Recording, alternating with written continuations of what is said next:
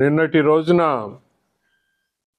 జగన్మోహన్ రెడ్డి సొంత పత్రిక వైఎస్ఆర్సిపి కరపత్రం ఏదైతే ఉందో అది ఒక వార్త రాయటం జరిగింది. ఏమంటే చంద్రబాబు నాయుడు గారికి యావజ్జీవం తప్పదు అనేది చూస్తే మనం ఏమంటే ఇది ఎలా ఉంది అని అంటే, ఎవరికి తప్పదు యావజ్జీవం? ఏ మాత్రం కూడా సిగ్గు లేకుండా, ఏ మాత్రం కూడా సిగ్గు పడాల్సినటువంటి విషయం అనేది ఆలోచించకుండా గురువింద గింజ సామెతలాగా నిన్నటి సాక్షి పేపర్లో రాయటం అనేది జరిగింది. ఏంటి, ఎందుకు ఇది అని కనుక మనం చూస్తే, ఈరోజు మొత్తం కూడా ఎన్నికలు దగ్గర పడుతూ ఉన్నాయి.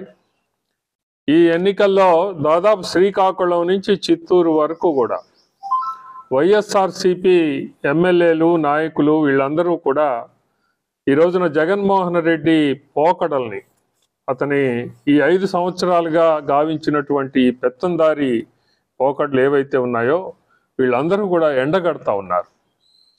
పరిస్థితి పూర్తిగా చేయి దాటిపోతూ ఉంది. పూర్తిగా వైఎస్ఆర్సిపి అనేది పూర్తిగా దివాళా తీసేటటువంటి పరిస్థితుల్లో ఈ దృష్టిని మరల్చడానికి, ప్రజల్లో ఈ దృష్టిని మరల్చడానికి ఈ జగన్ జేబు సంస్థ అయినటువంటి ఈ సిఐడి ఏదైతే ఉందో దీన్ని అడ్డం పెట్టుకొని చంద్రబాబు నాయుడు గారి మీద లేనిపోని అభాండాలు వేస్తూ నీలి వార్తలు రాస్తూ పోతా ఉంది సాక్షి పత్రిక. మనం చూస్తూ ఉన్నాం. అసలు నిజానికి ఎవరికి పడాలి ఈ యావజ్జీవ శిక్ష? జగన్మోహన్ రెడ్డిగా, చంద్రబాబు నాయుడు గారికా? ఎలా పడుతుంది? ఇప్పటికీ దాదాపు 38 కేసులు ఉన్నాయి జగన్మోహన్ రెడ్డి మీద. దాదాపు 16 నెలల కాలం జైల్లో ఉన్నారు ఆయన. ప్రూవ్ అయింది. 43,000 కోట్ల రూపాయలు ఇతను వెనకేసుకున్నాడు అన్యాయంగా, అక్రమంగా, అవినీతితోటి అనేటటువంటిది సిబిఐ ఛార్జ్ షీట్ వేయటం అనేది జరిగింది. ఆ మేరకే 16 నెలలు జైల్లో ఉన్నాడు అతను. మరి అప్పటి నుంచి ఇప్పటిదాకా కూడా 2011 నుంచి 10-11 నుంచి ఇప్పటిదాకా మనం చూస్తే కోర్టులకి హాజరు కావటం లేదు. కోర్టులకి హాజరు కాకుండా దాదాపు ఇప్పటికీ లెక్కేస్తే కోర్టుల్లో, అన్ని కోర్టుల్లో 3,500 వాయిదాలు తీసుకున్నాడు. ఎలా, ఏంటి ఇది? 3,500 వాయిదాలు తీసుకోవటం ఏంటి అంటే, కోర్టుకి అటెండ్ అయ్యి ట్రయల్ నడిస్తే తనకి ఎక్కడ శిక్ష పడుతుందో అనేటటువంటి భయంతోనే ఏదో ఒక విధంగా తాను సంపాదించినటువంటి అవినీతి డబ్బుల్ని వెదజల్లుతూ ఈ రోజున ముఖ్యమంత్రి అయ్యాడు కాబట్టి ఆ పవర్ని, అధికారాన్ని మరి విస్తృతంగా ఉపయోగిస్తూ ఆ రకంగా వాయిదాలు తీసుకున్న విషయం మనందరం కూడా చూసాం. ఇక్కడ కేవలం అతని భయం వల్ల కూడా శిక్ష పడుతుందనే అలాంటి వ్యక్తి మరి ఈ రోజున చంద్రబాబు నాయుడు గారిని అంటా ఉన్నాడు. ఆ ఒత్తిడితో, జగన్ ఒత్తిడితోనే సిబిఐ చంద్రబాబు గారి మీద వ్యక్తిగతంగా కేసులు నమోదు చేయటం అనేది జరిగింది. ఎక్కడా కూడా చంద్రబాబు నాయుడు గారు ప్రయోజనం పొందినట్లుగా ఒక్క చోట కూడా, ఒక్క కేసులో కూడా నిరూపణ కాలేదు అనేది సత్యం. ఏ ఆధారం కూడా కోర్టుకి ఈ రోజు వరకు కూడా జగన్మోహన్ రెడ్డి, తన తాబేదారు సిఐడి చూపించలేకపోయారు అనేది మనం చూస్తూ ఉన్నాం. ఎక్కడా ఛార్జ్షీట్ వేయలేకపోయారు వాళ్ళు. అక్రమ కేసులు అనేవి పూర్తిగా జనం అందరూ కూడా ఈరోజు మనం అనుకుంటా ఉన్నారు. అందరి తేట తెల్లం అయిపోతూ ఉంది. మరి నిజానికి చూస్తే 2004లో జగన్మోహన్ రెడ్డి తండ్రి రాజశేఖర్ రెడ్డి ఆ రోజున వాళ్ళు ఇచ్చినటువంటి ఆ అఫిడవిట్లో, ఎన్నికల సంఘానికి ఇచ్చినటువంటి అఫిడవిట్లో కేవలం 1.73 కోట్లు మాత్రమే ఆస్తి కలిగి ఉన్నాము అని వాళ్ళు చెప్పారు ఆ రోజున. కానీ అనతి కాలంలోనే, ఆ 5 ఏళ్ల కాలంలోనే జగన్మోహన్ రెడ్డి ఎంత సంపాదించాడు, ఎంత దోచాడు సిబిఐ ఆధారాలతో సహా ఛార్జ్షీట్ వేయటం అనేది జరిగింది. ఈరోజు చూస్తే దాదాపు 4 లక్షల కోట్ల రూపాయలు వెనకేసుకున్నాడు అనేది మన దగ్గర ఉన్నటువంటి సమాచారం. 4 లక్షల కోట్ల రూపాయలు. ఏ రకంగా ఇలాంటి ముఖ్యమంత్రి దేశంలో ఎక్కడైనా ఉన్నారా? అతి స్వల్ప కాలంలో, ఆ రోజున 5 ఏళ్ళు, ఈ రోజున 5 ఏళ్ళు, ఇంత స్వల్ప కాలంలో ఇన్ని లక్షల కోట్ల రూపాయలు సంపాదించటము అని అంటే ఎంతటి అవినీతి కాకపోతే ఆ రకంగా ఆ డబ్బు పోగుపడుతుంది అనేది చూడాల్సినటువంటి అవసరం. దాదాపు 16 లిస్టెడ్ కంపెనీలు ఉన్నాయి అతనికి. దాదాపు 50 సూట్ కేస్ కంపెనీలు ఉన్నాయి. అన్ని బోగస్ కంపెనీలే. అలా వేలాది ఎకరాలు ఎక్కడెక్కడ సంపాదించాడు, వేలాది ఎకరాల సంపాదన. అందుకే ఇప్పుడు 3 రాజధానులని, అక్కడ విశాఖపట్నం వెళ్తాను అని అంటే ఆ రోజు తండ్రి అధికారాన్ని అడ్డం పెట్టుకొని దాదాపు 4,000 నుంచి 6,000 ఎకరాలు అక్కడ తాను తన బంధువర్గం, తన ముఖ్య అనుచరులు అందరూ సంపాదించారు అనేది మనకి ఇప్పటికీ తెలిసినటువంటి వాస్తవం. దాదాపు 5 నగరాల్లో ప్యాలెస్లు ఉన్నాయి. బెంగళూరులో ఉంది, తాడేపల్లిలో ఉంది, లోటస్ పాండ్ హైదరాబాద్లో ఉంది. ఇప్పుడు అక్కడ 400 కోట్లు పెట్టి వైజాగ్లో ఋషికొండ మీద ప్యాలెస్ కట్టాడు. ఇంకా ఎక్కడెక్కడ ఉన్నాయో, ఏ దేశాల్లో ఉన్నాయో అనేది కూడా. మరి ఇతను చంద్రబాబు నాయుడు గారి మీద అభాండాలు వేస్తూ ఉన్నాడు అంటే ఎలా అర్థం చేసుకోవాలి? నిజానికి ఆ రోజు మనం చూసాం, 16 నెలల జైల్లో ఉంటే ఆయన అవినీతిపై దేశంలో, ప్రపంచంలో ఎక్కడ మరి ఆ అవినీతి మీదే చర్చ జరిగింది. జగన్ యొక్క అవినీతి మీదే చర్చ జరిగింది. తన యొక్క తల్లి, చెల్లి ఆ జైలు ముందు ఆ ఫుట్పాత్ మీద కూర్చొని ఏదో నినాదములు ఇచ్చారు తప్ప ఎక్కడా కూడా జనంలో స్పందన అనేది మనం చూడలేం. కానీ చంద్రబాబు నాయుడు గారు 53 రోజుల పాటు జైల్లో ఉంటే ఈ దేశమే, ఈ రాష్ట్రమే కాదు, తెలుగు వాళ్లే కాదు, ఈ భారతదేశంలోని అన్ని రాష్ట్రాల్లో, అలాగే ప్రపంచవ్యాప్తంగా ఉన్నటువంటి అనేకమైన 70 దేశాల్లో, సుమారు అనేకమైన దేశాల్లో ఆందోళనలు జరిగినాయి.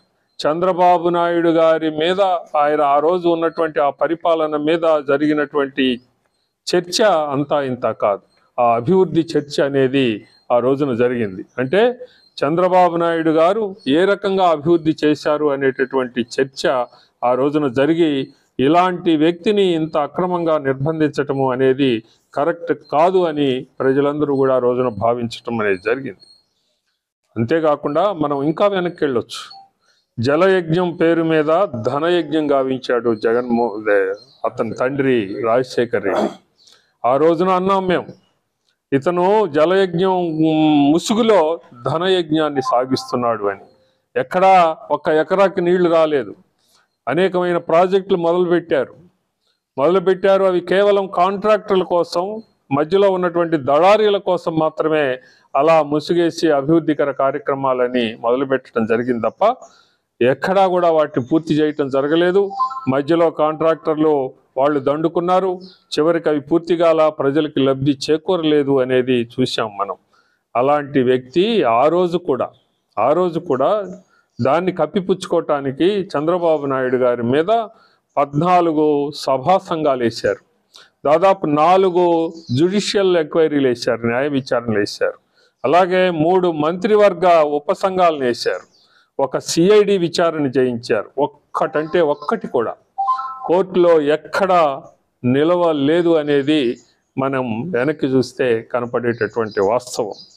అలాంటి మరి జగన్ ఈ రోజున మళ్ళీ 13 కేసులు పెట్టాడు చంద్రబాబు గారి మీద. దేనికి ఆధారాలు లేవు. దేనికి ఆధారాలు లేకుండా అడ్డదిడ్డంగా వాదిస్తూ ఉన్నారు వాళ్ళ యొక్క న్యాయవాదులు. ఎన్నో కోట్ల రూపాయలు ప్రజాధనాన్ని వెచ్చించి న్యాయవాదులను పెట్టి 13 అక్రమ కేసులు పెట్టి, ఇక్కడ ఈ కింద కోర్టు పోతే పై కోర్టు పోతే సుప్రీంకోర్టు, ఈ రకంగా కేసులు వేస్తూ పోతున్నాడు. అంటే ఏంటంటే ఇందులో నేను అవినీతి పరుణ్ణి, నాకు అలాంటి ముద్ర ఆల్రెడీ ఉన్నది, మరి ఈయన ఎందుకో మంచిగా ఉండాలి, తెల్లగా ఉండాలి, ఈయన మీద కూడా మరి బురద రాయాలి అనేటటువంటి ఉద్దేశం తప్ప ఇందులో ఎక్కడా ఏమీ లేదు. ప్రజల్లో ఇప్పటికే పూర్తిగా భ్రష్టు పట్టాడు. ఆ భ్రష్టత్వాన్ని మరి చంద్రబాబు నాయుడు గారికి కూడా అంటించాలి అనేటటువంటి ఉద్దేశం తప్ప మరొకటి కాదనేది కొన్ని రకాల కామెంట్స్ కూడా చేశారు. అవి కూడా మనం చూడొచ్చు. అంటే ఇది ప్రజలకు తెలియాలి, నిజంగా ఇందులో ఏ రకమైనటువంటి వాస్తవం ఉంది, ఎక్కడెక్కడ ఎన్ని కేసులు, మరి ఈ కేసుల్లో ఆధారాలు ఎక్కడెక్కడ ఉన్నాయి అనేటటువంటిది, ఈ కేసుల మీద న్యాయమూర్తులు ఏ రకంగా స్పందించారు అనేది కూడా మనం చూస్తే అనేకమైన న్యాయమూర్తులు కోర్టుల్లో తప్పుపట్టారు. సుప్రీంకోర్టు న్యాయమూర్తి జస్టిస్ ఆలం ఏమని ప్రశ్నించారంటే, మీరు 43,000 కోట్లు ఎలా సంపాదించారు అని అడగటం జరిగింది కోర్టులో బెంచ్ మీద. నా సర్వీసులో ఇలాంటి కుంభకోణాన్ని చూడలేదు. ఇన్ని కోణాలు, ఇన్ని రకాలుగా, ఇన్ని వైపుల నుంచి మరి ఇన్ని రకాల కోణాలు ఉన్నటువంటి అవినీతి కేసుని ఇంతవరకు నేను చూడలేదని సిబిఐ మాజీ డైరెక్టర్ ఒక ఆయన వ్యాఖ్యానించారు. కంపెనీల పనితీరును చూసి పెట్టుబడి పెట్టారని జగన్ తరపు న్యాయవాది గోపాల సుబ్రహ్మణ్యం సుప్రీంకోర్టుకు చెప్తే, నష్టాల్లో ఉన్న కంపెనీల్లో 350 రూపాయల ప్రీమియం తోటి పెట్టుబడి ఎలా పెడతారు అని జగన్ లాయర్ను సుప్రీంకోర్టు జస్టిస్ ఆఫ్తాబ్ ఆలం గారు అడిగారు. ఆ ప్రశ్న వేస్తే ఆ న్యాయవాది ఏమాత్రం కూడా సమాధానం చెప్పలేక బిత్తరపోయేలా నిలబడటం అనేది జరిగింది. దేశ ఆర్థిక వ్యవస్థను నాశనం చేసినటువంటి ఆర్థిక నేరగాళ్లను శిక్షించకపోతే సమాజం మొత్తం నష్టపోతుంది. హత్యలు ఆవేశ వేడిలో జరగచ్చు, కానీ ఆర్థిక నేరాలు ఎలా జరుగుతాయి అని అంటే, ఒక నింపాదిగా అంటే లెక్కలు కరెక్ట్గా రాస్తూ ఇంటెన్షనల్గా అంటే ఉద్దేశపూర్వకంగా ఒక ప్రణాళిక ప్రకారం సమాజ ప్రయోజనాలని గాలికి వదిలి కేవలం వ్యక్తిగత లాభాలనే దృష్టిలో పెట్టుకొని చేస్తారు ఇవన్నీ. అలా సుప్రీంకోర్టు ధర్మాసనంలోని justice Sadasivam, justice MY Iqbal వ్యాఖ్యానించారు. ఈ కేసు జగన్ కేసుని పరిశీలిస్తూ ఇలాంటి వ్యాఖ్యానం వాళ్ళు చేయటం అనేది జరిగింది.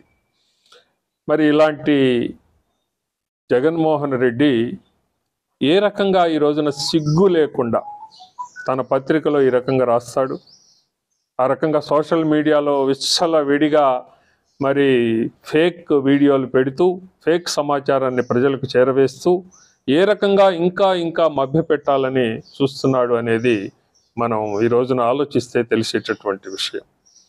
నిజంగా కోర్టులు బెయిల్ ఇచ్చేటటువంటి అప్పుడు ఏమి దృష్టిలో పెట్టుకోవాలి అనేది కూడా కోర్టులు అన్నాయి. ఏమన్నాయి అంటే, ఇలాంటి కేసుల్లో నిందితులకు బెయిల్ ఇచ్చే సమయంలో కోర్టు ఆరోపణల స్వభావాన్ని దృష్టిలో పెట్టుకోవాలి, వాటిని సమర్థించే సాక్ష్యాధారాలు చూడాలి, నేరం నిరూపితమైతే పడే శిక్ష తీవ్రతను కూడా గమనించాలి, నిందితుడి ప్రవర్తన, అతని చుట్టూ ఉన్న ప్రత్యేక పరిస్థితులు, విచారణ కోర్టు ముందు హాజరు కావడానికి గల అవకాశాలు, సాక్ష్యాలు తారుమారు చేయగలరన్న సహేతుక ఆందోళనను దృష్టిలో పెట్టుకోవాలి, దేశ విస్తృత ప్రయోజనాలను పరిగణలోకి తీసుకోవాలి అని సుప్రీంకోర్టు ధర్మాసనం వ్యాఖ్యానించింది. ఇవన్నీ కూడా ఎవరిని దృష్టిలో పెట్టుకొని? జగన్మోహన్ రెడ్డిని దృష్టిలో పెట్టుకొని, అంటే ఇంతటి తీవ్రమైన నేరారోపణలు ఉన్నటువంటి వ్యక్తులకి బెయిల్ ఇచ్చేటప్పుడు మనం వీటన్నిటిని కూడా పరిగణలోకి తీసుకోవాలి అనేది అంటం జరిగింది. ఇవన్నీ కూడా జగన్మోహన్ రెడ్డికి వర్తిస్తున్నాయా లేదా అనేది ప్రజలందరూ కూడా మరి గమనిస్తూ ఉన్నారు, చూస్తూ ఉన్నారు. అనేక రకాలుగా సమాచారం ప్రజలకి వస్తూ ఉన్నది. ఇంకా బుకాయింపు అనేటటువంటిది జగన్మోహన్ రెడ్డి చేస్తే మరి అది ప్రజలు ఏ రకంగా తీసుకుంటారు అనేది ఆలోచన లేకుండా ఈ పత్రికల్లో ఇతరత్ర వ్రాస్తూ ఉన్నారు అనేది మనం గమనించవచ్చు. ఇంతటి వెధవతనంతో, ఇది ఒక ఇడియాటిక్ రూల్, వెధవతనం అన్నమాట. అంటే వెధవతనంగా ఈ పరిపాలన జరిగింది 5 సంవత్సరాల కాలం. ప్రజలు ఇంకా క్షమించేటటువంటి ప్రసక్తి లేదు. సహనం పూర్తిగా ప్రజలకి పోయింది. రెడీ అవుతూ ఉన్నారు, రాబోతూ ఉన్నాయి. కొద్ది రోజుల్లో, కొద్ది నెలల్లో, 2 నెలల్లోనే మనకి ఎన్నికలు రాబోతూ ఉన్నాయి. పూర్తిగా ఈ దుర్మార్గపు జగన్మోహన్ రెడ్డి పనితీరుని అందరూ కూడా గర్హిస్తూ ఉన్నారు. వీరికి బుద్ధి చెప్పటం అనేది మరి ప్రజల యొక్క ఏకైక కర్తవ్యంగా ఈ రోజున ముందుకు కదులుతూ ఉన్నారు అని అనటంలో ఎటువంటి సందేహం లేదు.